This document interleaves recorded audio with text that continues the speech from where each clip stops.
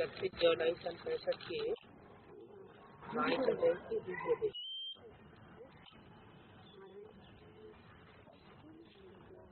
पार जाना है। दुनिया के जो संकल्प है उनसे भी पार जाना है। बेहद की दुनिया जो आने वाली है उसके भी पार जाना है। क्यों? बेहद की दुनिया कौन सी आने वाली है? ये नई दुनिया आने वाली है वो हद की है या बेहद की है? बेहद की दुनिया है, लेकिन हमको अभी तो शुभ संकल्पों वाली दुनिया से भी पार जाना है। शांति धाम में जाना है। वहाँ तो शांति ही शांति है।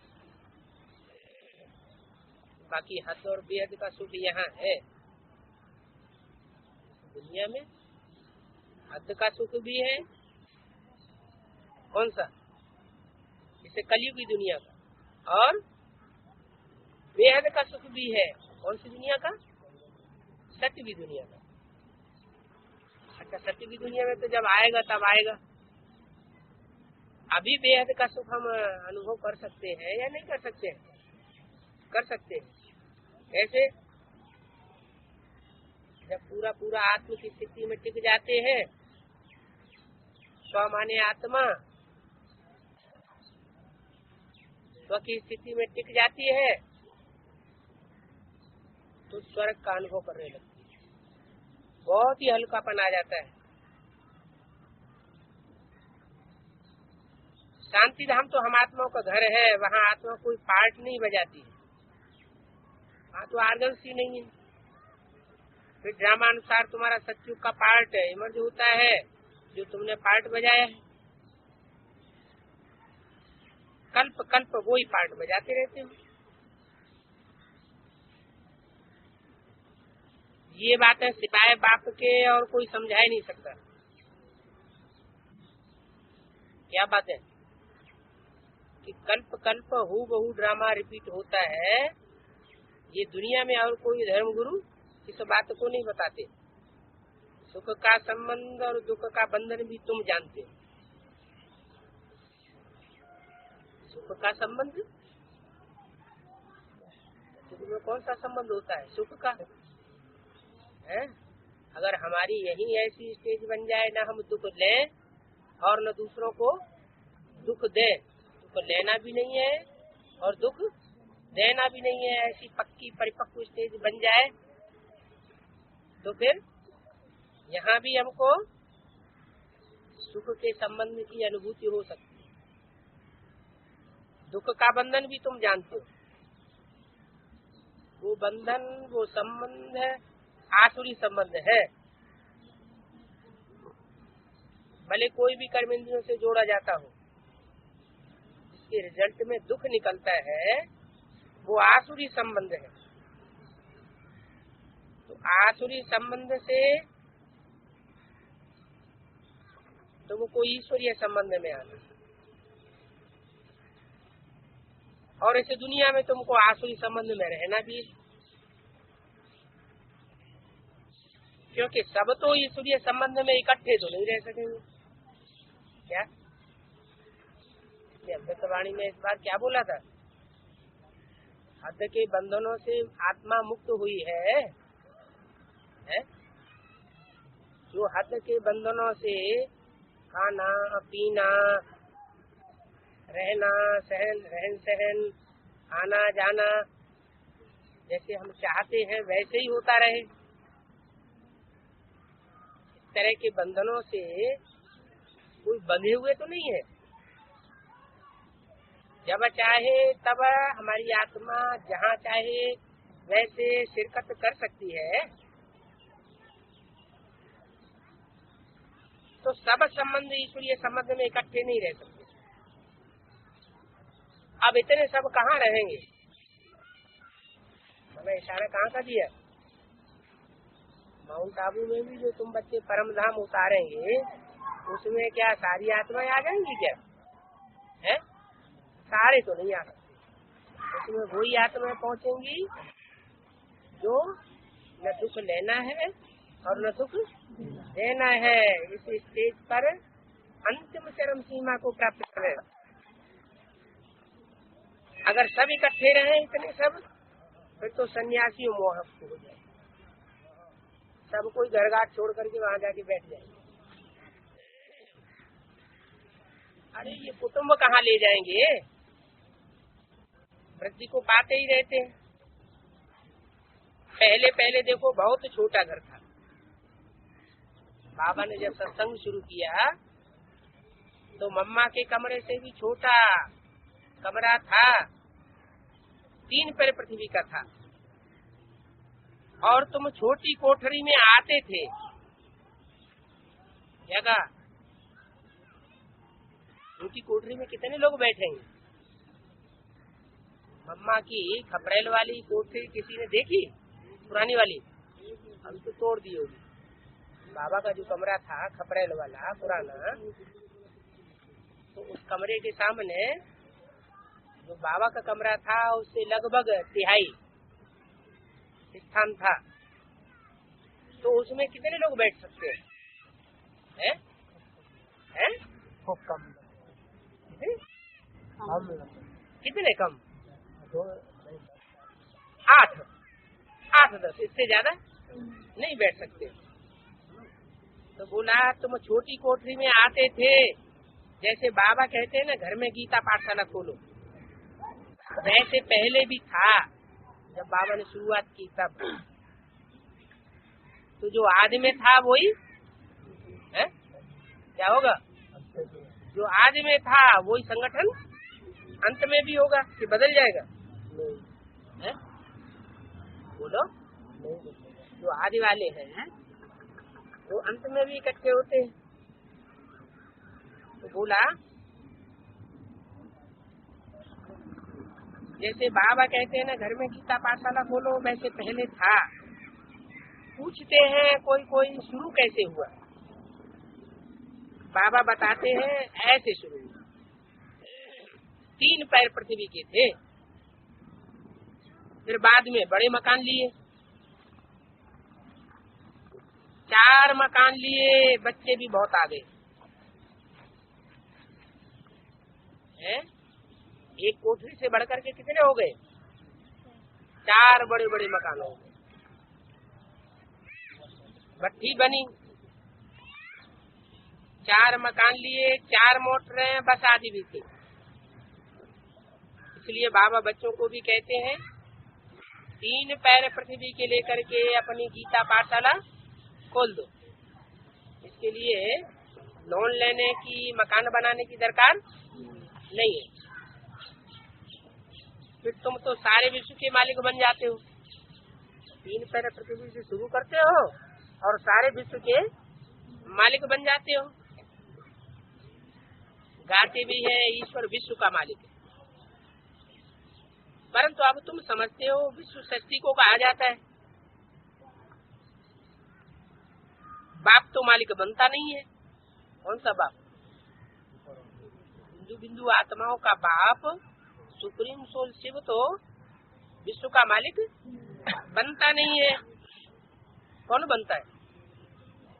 इसके बारे में क्या बोला है मुरली में?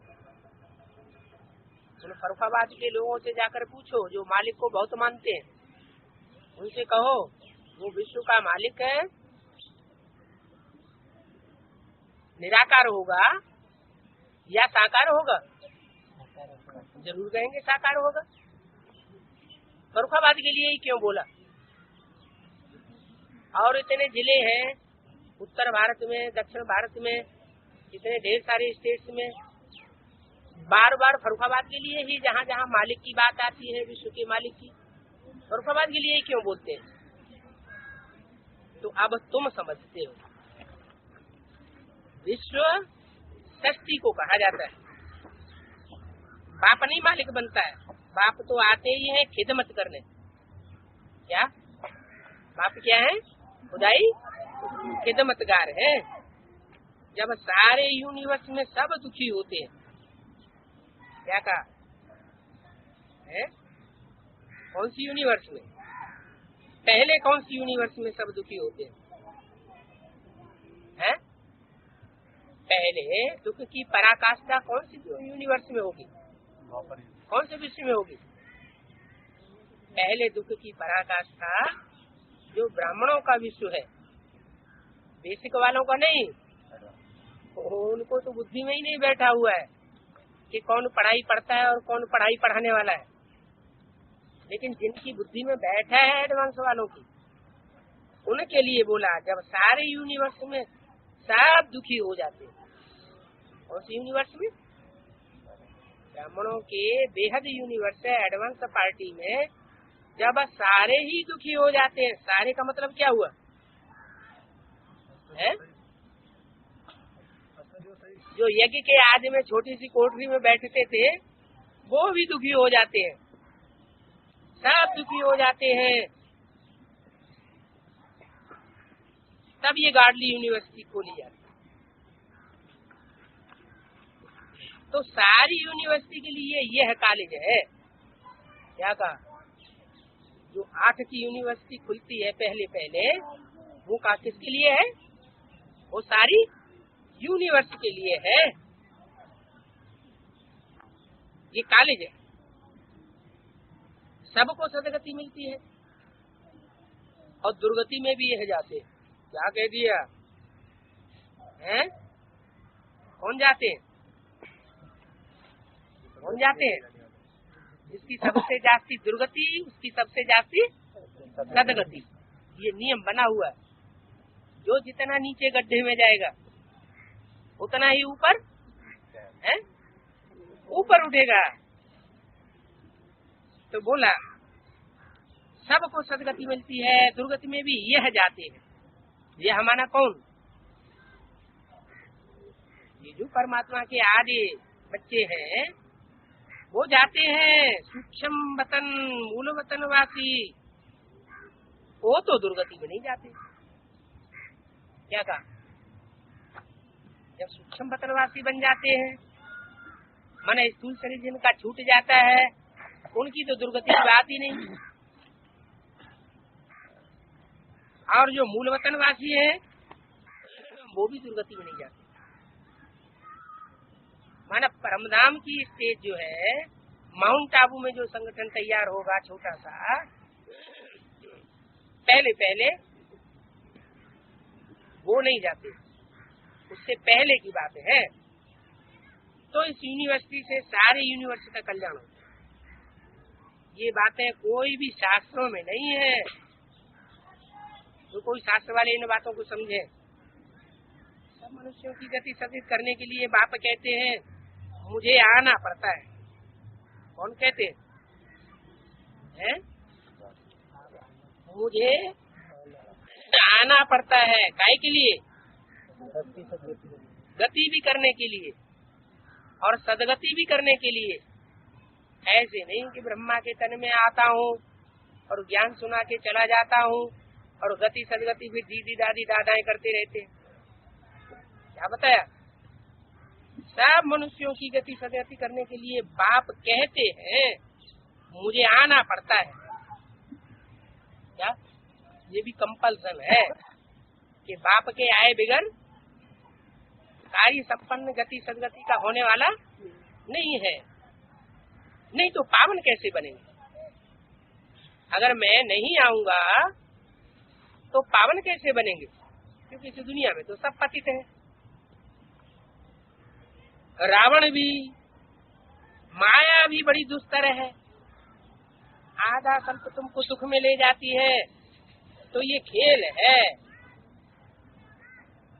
जब बॉक्सिंग होती है, मुक्केबाजी, तो दोनों समर्थ चाहिए ना। क्या? एक कमजोर हो और एक बॉक्सर बहुत तीखा हो तो गुदड़ी बना देगा। दोनों कैसे चाहिए? दोनों तीखे चाहिए। आधा कल्प जीता आधा कल्प हार होती है। ये बॉक्सिंग हद की बॉक्सिंग नहीं है। स्कूल मुक्केबाजी कौन सी बॉक्सिंग है? हैं? हाँ, बेहद की विकारों की लड़ाई है। बेहद की है। इनको युद्ध स्थल कहा जाता है। ऐसा युद्ध स्थल है हमारा, रूहानी युद्ध स्थल है। इसमें माया रावण को जीतना पड़ता है। कल पहले भी तुमने जीत पाई थी। ये बात सुन करके होल्ड ऑन नहीं हो जाना कि अरे ऐसी भी परीक्षाएं आएंगी। कल पहले भी तुमने जीत पाई थी। तुम देख रहे हो कौन कौन निकलते। क्या कहा? इस बॉक्सिंग में तुम देख भी रहे हो क्या? इस बॉक्सिंग में कौन कौन निकलते हैं। कोई कहते हैं बाबा, क्रोध आ जाता है, माना जो कहते हैं क्रोध आ जाता है वो उस बॉक्सिंग की लिस्ट में अभी नहीं। बाबा कहते हैं ये तो भूत है। अगर क्रोध आ जाता है तो ये तो भूत है। दान में देकर अगर वापस लेंगे तो और ही बहुत सतावेंगे। क्या? माया को बाबा ने बेटी को फ्री किया हुआ है। कोई श्रीमत के बरखिलाफ चलते हैं, बाबा को धोखा देते हैं, बाबा को तो निश्चय पत्र लिख के दे देते हैं।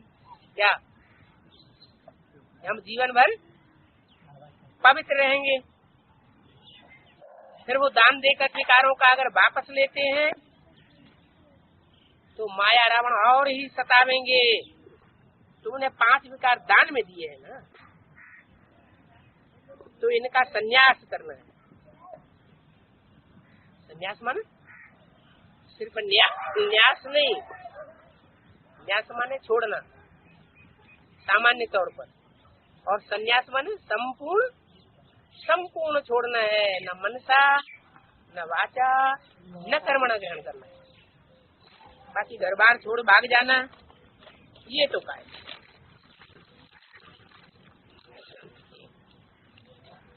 बाप समझाते हैं 64 जन्म तुमने गोते खाए हैं। क्या है? क्या कहा? 64 जन्म गोते खाने के लिए 63 जन्म होते हैं। 63 जन्म सुने थे या 64 जन्म सुने हैं? 63 जन्म। ये 64 क्यों बोल दिए हैं? वो पुरानी प्रदर्शनी की किताब है, उसने बोला त्रेता में 13 जन्म। वो तो मम्मा बाबा के समय की बात हुई। क्या माना? मम्मा बाबा जैसी जो आत्मा है वो त्रेता में 13 जन्म लेती है, सतु में उनके 8 ही जन्म होते हैं। लेकिन तुम्हारे लिए ये बोला कि तुम दुख की दुनिया में कितने जन्म लेते हो? 64 जन्म। तो 64 जन्म तुमने गोते खाए, यानी तुम्हारे गोते खाने के लिए एक जन्म और बढ़ोतरी हो जाता है। अब एक जन्म पवित्र बनो हैं? उनके त्रेता में 13 जन्म नहीं होंगे, 12 ही जन्म होंगे। क्योंकि त्रेता में तो 12 ही गद्दियां होती हैं, 13 गद्दियां थोड़ा ही होती है। हाँ, ब्रह्मा सरस्वती जैसी आत्मा है वो 13 जन्म ले सकती है? क्या वो जो आत्मा है जो यज्ञ के आदि में थी और शरीर छोड़ गई, 50 वर्ष उनके कम हो जाते हैं साकार शरीर से। तो साकार शरीर से जिनके 50 वर्ष कम हो जाते हैं उनका वहाँ एक जन्म बढ़ जाता है। तो तुमने 64 जन्म गोते खाए हैं, अब एक जन्म पवित्र बनो। इसमें आमदनी बहुत है। अगर इस एक लास्ट जन्म में तुम पवित्र बनेंगे, है एक जन्म की बात, एक जन्म भी पूरा नहीं, उसमें भी बहुत सारी कट गई है, बहुत थोड़ा सा टाइम रह गया। कुछ आत्माओं का हिसाब पहले से होता है। द्वापर युग में भी पहले कौन आएंगे? 8 वाले आएंगे या बाद वाले आएंगे? 8 वाले आएंगे ना। तो जो पहले आएंगे उनके जन्म भी ज्यादा हो जाएंगे। तो अब एक जन्म पवित्र बनो, इसमें आमदनी बहुत है, बड़ा वर्षा मिलता है, जबरदस्त प्राप्ति होती है। अब देखो दुश्मन सामने खड़ा है, क्या है? किसको सचेत कर रहे हैं? 8 को ज्यादा सचेत कर रहे हैं कि देखो दुश्मन तुम्हारे सामने खड़ा हुआ है। मल्ल युद्ध होती है ना, कंस और कृष्ण का मल्ल युद्ध भी शास्त्रों में दिखाया है ना। वास्तव में ये मल्ल युद्ध है इस समाज, क्या जो विकारी समाज है और जो निर्विकारी बाप संगठन स्थापन करते हैं, उसके बीच ये मल्ल युद्ध है। कहाँ की बात है, देखो कहाँ ले गए है। यहाँ की बात, बाप जो बेहद की दुनिया स्थापन करते हैं, बेहद का संगठन यूनिटी बनाते हैं, है उसकी बात। अब देखो कहाँ की बात कहाँ ले गए हैं। कंस कृष्ण की, कंस के साथ युद्ध कैसे होगी? कंस कौन सी युग में होता है? कलयुग। और कृष्ण सतयुग में होता है। ये तो माया रावण है। कृष्ण की आत्मा अंतिम जन्म में आ पहुंची, माया से युद्ध कर श्री कृष्ण बनते हैं। तो कितनी गुप्त बातें हैं जो बाप ही बच्चों को समझाते हैं। अब समझदार बनना है। बाप कहते हैं लाडले बच्चे तुम कितने समझदार थे, अब बेसमझ बन पड़ेंगे। भारत कितना सरताज था, कितना साहूकार थे। सूर्यवंशियों की कोई दरबार देखी? कितने हीरे जवाहरातों के महल देखे? यहाँ भी तो दरबारें होती है ना। आपस में प्रिंस मिलते थे, नंबरवार बैठते थे, बुद्धि से काम लो। वहाँ आपस में मिलते होंगे तो उन्हों की दरबार कैसी होगी? कौन आपस में मिलते होंगे? कहाँ की बात है? जो सत्य की नई दुनिया का, सोने में नई दुनिया का पहला फाउंडेशन पड़ेगा, उसमें संगमयुगी राधा और संगमयुगी कृष्ण आपस में मिलेंगे तो ना। मिलते होंगे तो उनकी दरबार कैसी होगी? रात की बातें देखने में नहीं आती क्या? उनके लिए दिन है कि रात है? जो उस स्टेज में पहुंच जाते हैं उनके लिए तो दिन है और दुनिया के लिए रात है। तो उन्हों की दरबार रात की बातें देखने में नहीं आती है, रोशनी ही रोशनी रहती है। इसलिए जब रात मनाते हैं भक्ति मार्ग में तो कितना चकाचौंध कर देते हैं।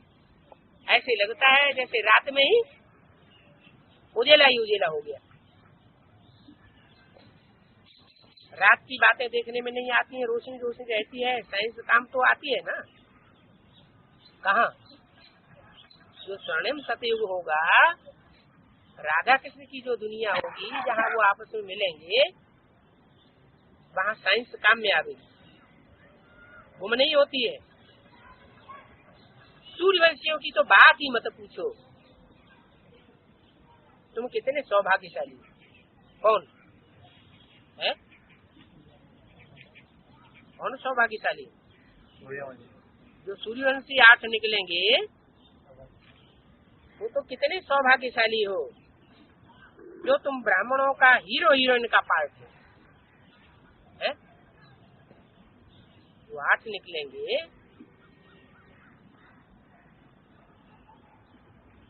वो डबल विदेशी निकलेंगे ना। तो जिस देश और जिस धर्म से निकलेंगे वहाँ से निकलने वाले वो तो विदेशी हुए। आखिरी जन्म में क्या बन जाते हैं? आखिरी जन्म में सूर्यवंशी भी विदेशी बन जाते। तो बोला तुम ब्राह्मणों का हीरो हीरोइन का पार्ट है, माने अपने अपने ग्रुप में तुम हीरो का पार्ट बजाने वाले हो। तुम वेद का राज्य लेते हो, इसलिए शक्ति शिवसेना का गायन है। वंदे मातरम। क्या कहा? वंदे मातरम गाया जाता है जो बाबा की श्रीमत पर ज्ञान कलश धारण कर भारत को स्वर्ग बनाने के लिए निमित्त बनते हैं, सड़क का द्वार खोलते हैं। वो फिर कहते हैं नारी नरक का द्वार है। कौन है? सन्यासी कहते हैं कि नारी नरक का द्वार है। 31 जुलाई सन 65 की वाणी का तीसरा पेज। वो है शंकराचार्य जो कहते हैं नारी नरक का द्वार है, वो है शंकराचार्य। और यह यहाँ है कौन? शिवाचार्य। ये घर घाट हद में छोड़ना नहीं सिखाता है। ये कहते हैं मैं जगत का सुधार करता हूँ। वो शंकराचार्य भी 4 हो गए हैं। क्या? वो जो शंकराचार्य है वो चारों कोनों में 4 मठ स्थापन किए। उनके हेड्स कितने हो गए? 4 मुख्य धर्म है ना, तो 4 हो गए। इनका भी आपस में झगड़ा बना रहता है। इनका उन शंकराचार्यों का भी क्यों लगा दिया? माने जब स्थापना होती है तो स्थापना होने से पहले झगड़ा तो तुम्हारा भी चलता है। आजकल दुनिया में काहे के झगड़े चल रहे हैं? वृद्धि के लिए अधिकार के झगड़े चल रहे हैं। तो ये फाउंडेशन कहाँ पड़ता है? फाउंडेशन सारा ब्राह्मणों की दुनिया में पड़ता है। ब्राह्मणों की दुनिया में भी एडवांस नॉलेज वालों की दुनिया में पहले फाउंडेशन कहा जाता है, बेसिक नॉलेज वाले तो बाद में।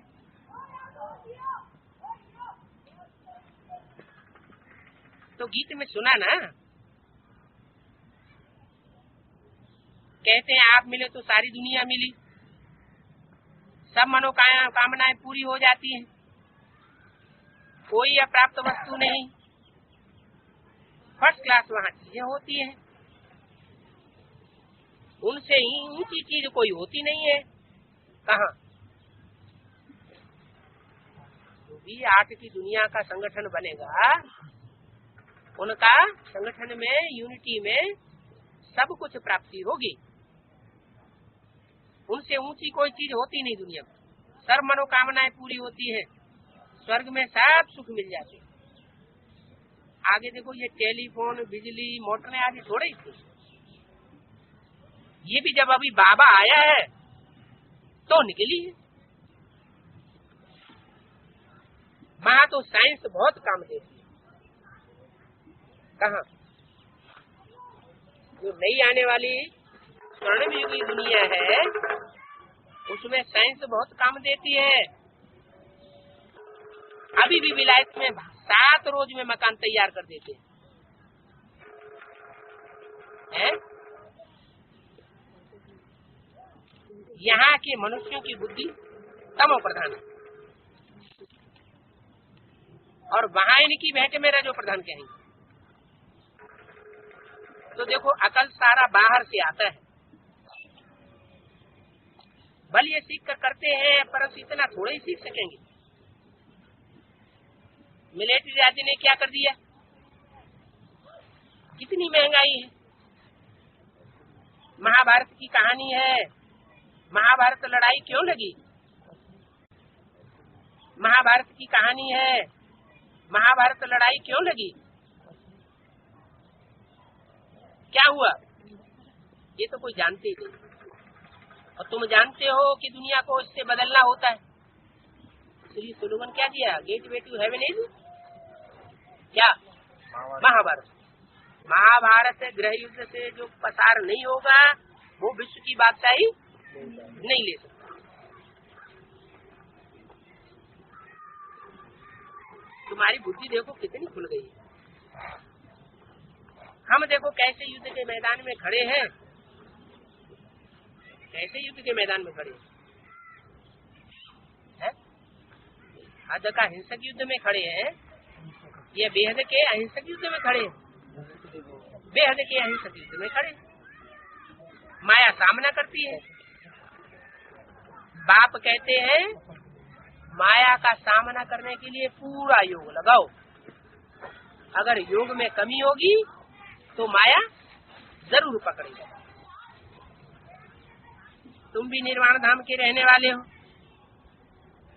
जैसे बाप है वैसे तुम भी हो। बाप तुमको विश्व का राज्य देते हैं, तुमको ये किससे कह रहे हैं बार बार?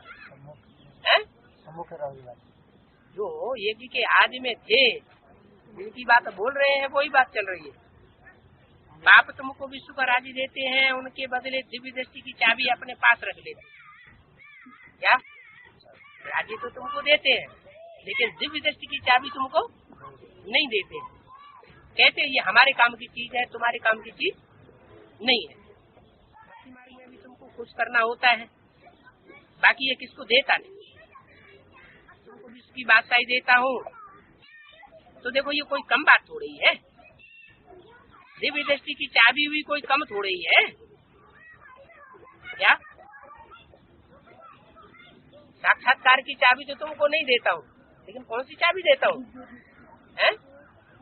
बुद्धि के तीसरे नेत्र की चाबी, जिसे दिव्य बुद्धि कहा जाता है, वो चाबी तुमको दे देता हूँ।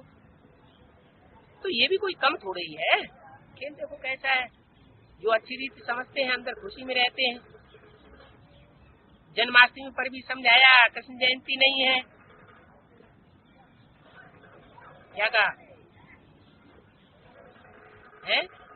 यह परमपिता परमात्मा की जयंती गाई जाती है।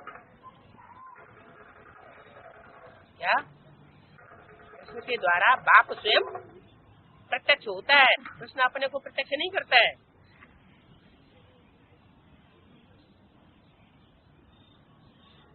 तो पहले कृष्ण की जयंती मनाते हो।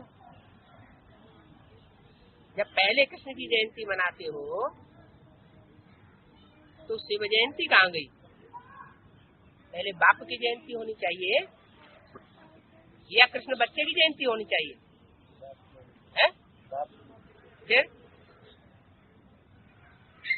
ब्राह्मणों की एडवांस की दुनिया में सन 98 में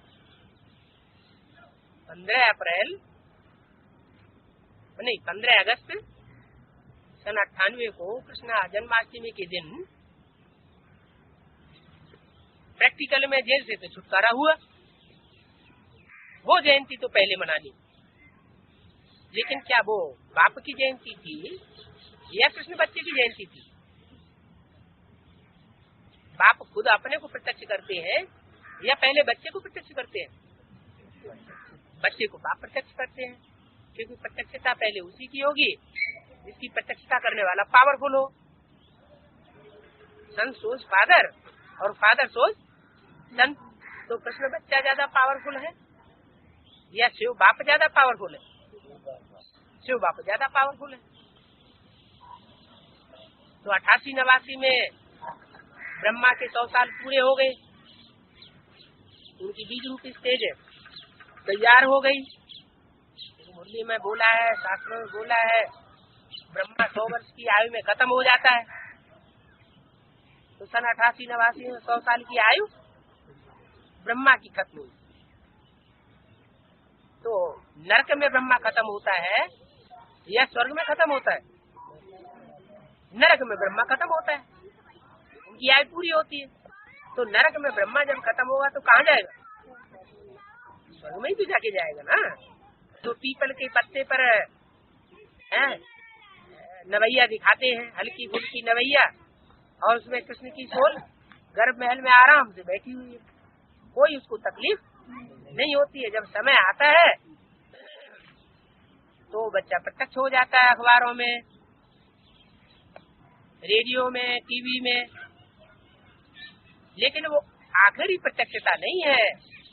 क्या कृष्ण बच्चे के द्वारा जो बाप प्रत्यक्ष होता है 15 अगस्त को या जन्माष्टमी के दिन, ऐसा कभी सुना कि वही दिन जन्माष्टमी स्वतंत्रता दिवस का हो और जन्माष्टमी का भी हो? लेकिन 98 में ऐसा हुआ। क्या वही 15 अगस्त कृष्ण की जयंती भी थी और वही 15 अगस्त स्वतंत्रता दिवस भी था, मनाया गया। तो बोला जन्माष्टमी पर भी समझाया कृष्ण जयंती नहीं है, ये परमपिता परमात्मा की ही जयंती गाई जाती है। पहले कृष्ण जयंती मनाते हो, तुम तो मनाते हो, लेकिन शिव जयंती कहाँ गई है?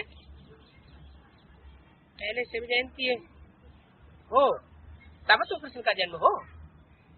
पहले बाप प्रत्यक्ष हो, फिर बच्चा प्रत्यक्ष हो।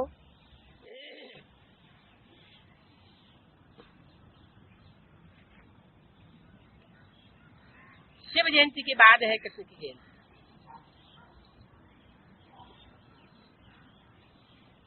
शिव बाबा भारत में स्वर्ग मनाते हैं, कहते हैं कल्प के संगम पर आता हूँ। महाभारत महाभारत लड़ाई भी है, तब नरक का विनाश और स्वर्ग की स्थापना हो। क्या कहा? दोनों काम साथ साथ होते हैं। एक तरफ पुरानी दुनिया का विनाश, कौन सी पुरानी दुनिया? बाहर की। हाँ, पहले पुरानी ब्राह्मणों की दुनिया का विनाश और नई ब्राह्मणों की दुनिया के संगठन की स्थापना।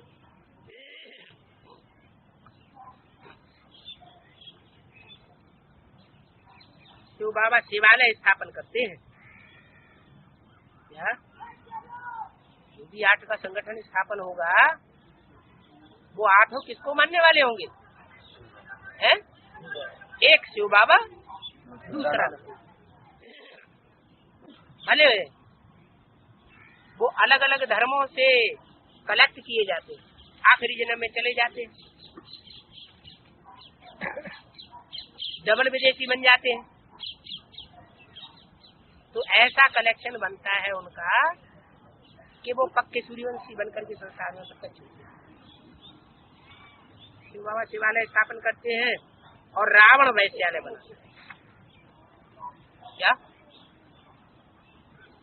शिव बाबा शिवालय स्थापन करते हैं, जिस शिवालय में एक शिव की पूजा करते हैं सारे देवता, चारों तरफ और दूसरे दूसरे देवताओं की मूर्तियां रखी रहती है और बीच में शिव बाबा होता है। तो किसके ध्यान में है? सब किसके ध्यान में है? तो शिव बाबा तो शिवालय बनाते हैं जहाँ एक शिव की पूजा होती है और रावण वैश्यालय बनाते हैं। वैश्याएं क्या करती है? आज एक आ जाएगा, उसकी पूजा करेंगे, कल दूसरा आ जाएगा, फिर उसकी पूजा करने लग पड़ेंगे। तो शिवालय और वैश्यालय ये बनाने वाला एक शिव बाबा है।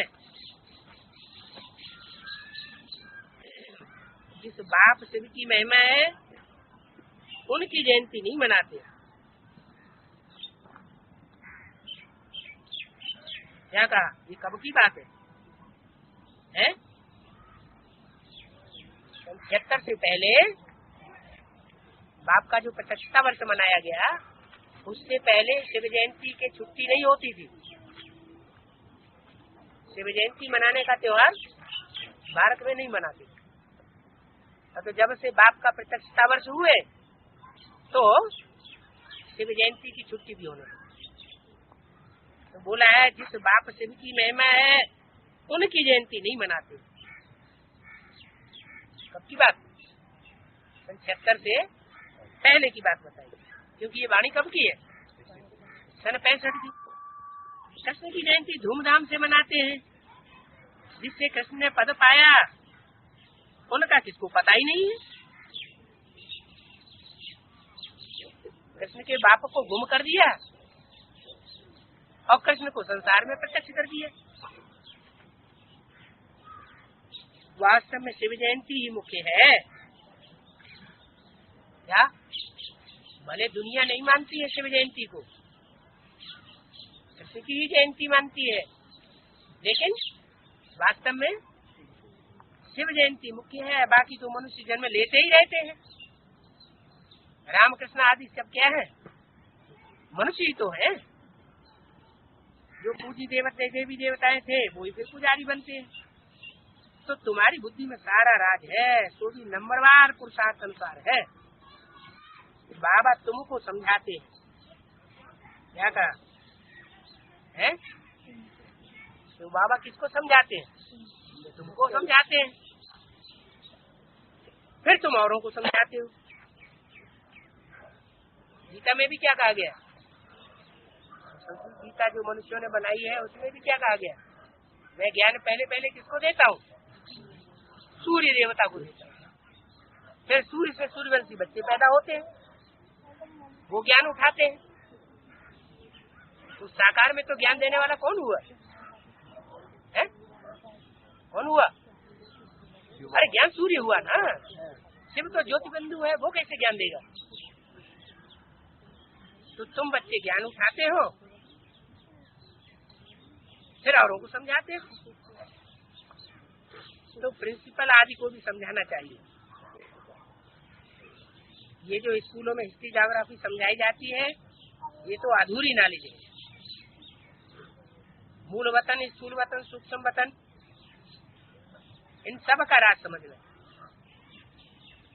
तुम इन तीनों को जानते हो। क्या जानते हो? मूल वतन क्या है? मूल वतन माना निराकारी स्टेज। सूक्ष्म वतन माना मनन चिंतन मंथन की स्टेज। और साकार वतन माना यहाँ श्रेष्ठ संकल्प आए, दुष्ट संकल्प कोई भी न आए।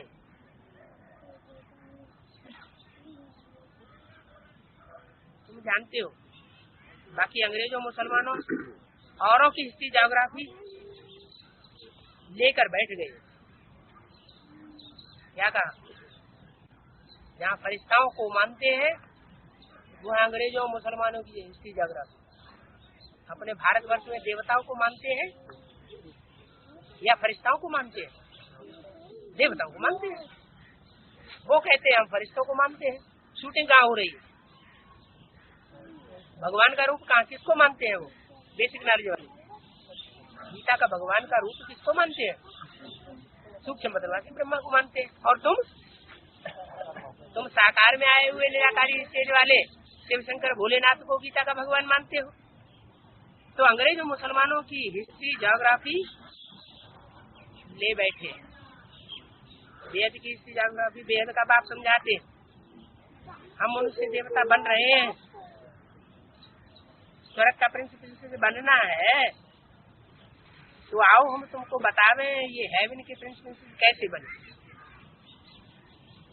उन्हों को ये वर्षा कैसे मिला? दोनों को है? राधा कृष्ण को ये वर्षा कैसे मिला? देने के निमित्त कौन बने? जरूर कोई विश्व के बादशाह ही होंगे ना। जो विश्व का बादशाह बना होगा वो दूसरों को विश्व की बादशाही दे सकता है। खुद नहीं बना होगा तो दूसरों को भी नहीं दे सकता। ये सूर्यवंशी डायनेस्टी कैसे स्थापन हुई?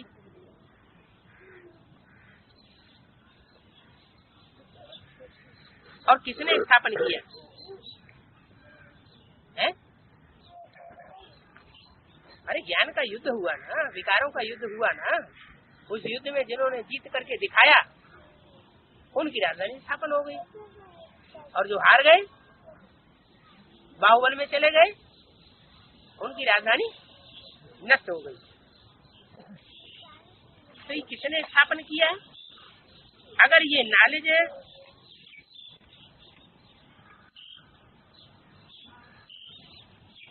ये नॉलेज तुम न लो तो फिर तुम फिलासफर काहे के?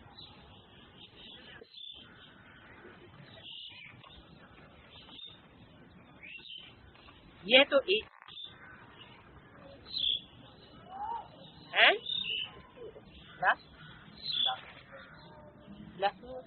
मनन चिंतन मंथन करने वाला, फिलासफी में जाने वाला डिग्री लेते हैं ना, नई बात निकालते हैं ना मनन चिंतन मंथन करके। तो बोला ये सूर्यवंशी डायनेस्टी कैसे स्थापन हुई और किसने स्थापन की? अगर ये नॉलेज है न लो तो तुम फिलासफर काहे?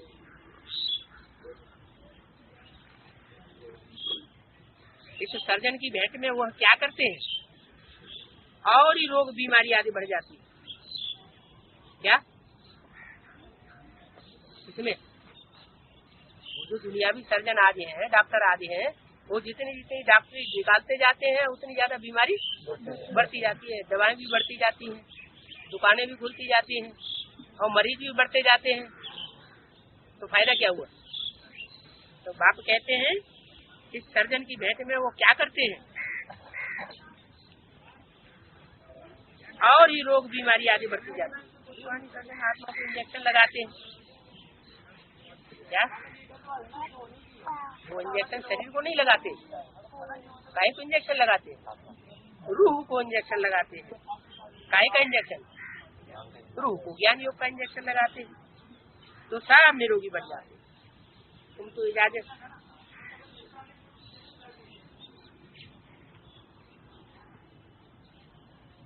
तुम तो इजाफा करते हो, तो समझाने की युक्ति चाहिए। ये जज आदि भी क्या जजमेंट करते हैं? धर्मराज बाबा तो बिल्कुल एक्यूरेट है। आजकल के जो जज बैठे हुए हैं वो तो मुकदमों को लंबा लंबा लंबा लंबा करते चले जाते हैं, सारी जिंदगी हो जाती है, फैसला हो नहीं पाता, और फैसला करते भी हैं तो विपरीत फैसला कर देते हैं। जिसने पाप किया है उसको जेल में नहीं डालते हैं, और जिसने पाप नहीं किया है उसको जेल में डाल देते हैं। तो उनके ऊपर तो देखो कोई है नहीं, इनके ऊपर धर्मराज बाप के ऊपर, यहाँ तो एक दो के ऊपर है। कहाँ? इस दुनिया में जो जज वगैरह हैं, पहले छोटा कोर्ट, फिर सुपर कोर्ट, जिला जज, फिर उसके बाद हाई कोर्ट। हाई कोर्ट में भी अलग अलग अलग अलग क्रम है, फिर उसके बाद सुप्रीम कोर्ट। तो एक के ऊपर एक बैठे हुए। सच्चा सच्चा धर्मराज तो एक है, बाकी तो ये सब हज्जाम ठहरे। कौन है? जो जज हैं आजकल के, वो सब हज्जाम है, रिश्वत लेकर के अपना धंधा चलाए रहे। आगे चल तुमको सबको कहेंगे,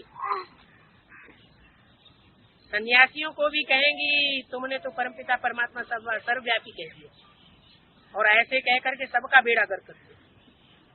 तो बाप कहते हैं इन सबको छोड़ो, इनको, इन सन्यासियों आदि को छोड़ो, मैं तुमको शिवालय में ले जाता हूँ। सन्यासी लोग तो अभी सब अंदर घुस आए। क्या? पहले घर-घाट छोड़ करके जंगल में चले जाते, और अब पहले माउंट आबू में थे तो जंगलात था ना माउंट आबू। फिर बाद में क्या हुआ? हमें शहरों में घुस पड़े, बड़ी बड़ी महलमारियां अटारियां बना ली। भले मुरली में बाबा ने बोला है कि अब तो विनाश का टाइम है, अभी प्रॉपर्टी नहीं बनानी, बनानी है, अपना मान मर्तबा बढ़ाना है और शिव बाप का मान मर्तबा घटाना है। उनका धंधा ही ऐसा है।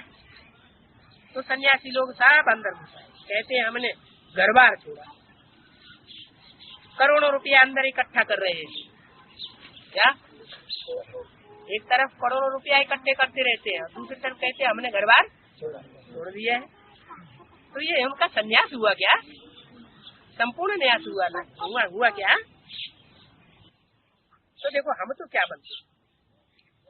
अच्छा, मीठे मीठे सतो प्रधान समझदार बच्चों प्रति बाप दादा का याद प्यार, गुड बॉय, रूहानी बच्चों की रूहानी बाप की नमस्कार।